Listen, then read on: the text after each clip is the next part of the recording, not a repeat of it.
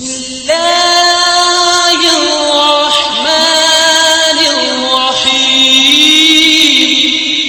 سأل سائل بعذاب واقع للكافرين ليس له دافع من الله ذي المعارج تعرج الملائكة والروح إليه في يوم كان مقداره 50,000 سنة فاصبر صبرا جميلا إنهم يرونه بعيدا ونراه قريبا يوم تكون السماء كالمهل وتكون الجبال كالعهن ولا يسأل حميم حميما يبصرونهم يود المجرم لو يفتدي من عذاب يومئذ ببنيه وصاحبته وأخيه وفصيلته التي تؤويه ومن في الأرض جميعا ثم ينجيه كلا إنها لظى نزاعة للشوى تدعو من أدبر وتولى وجمع فأوعى إن الإنسان خلق هلوعا إذا مسه الشر جزوعا وإذا مسه الخير منوعا إلا المصلين الذين هم على صلاتهم دائمون والذين في أموالهم حق معلوم للسائل والمحروم والذين يصدقون بيوم الدين والذين هم من عذاب ربهم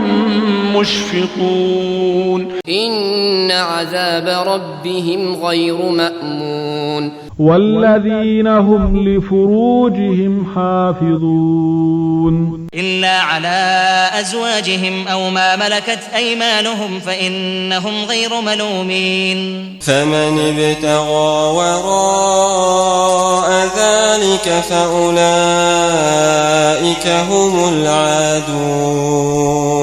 والذين هم لأماناتهم وعهدهم راعون والذين هم بشهاداتهم قائمون والذين هم على صلاتهم يحافظون أولئك في جنات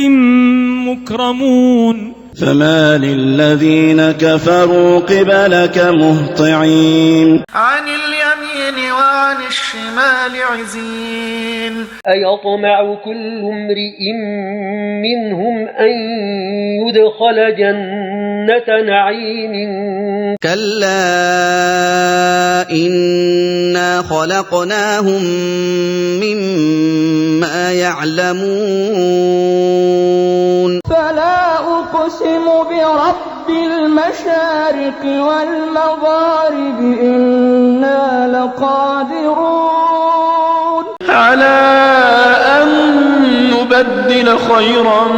منهم وما نحن بمسبوقين فذرهم يخوضوا ويلعبوا حتى يلاقوا يومهم الذي يوعدون يوم يخرجون من الأجداث سراعا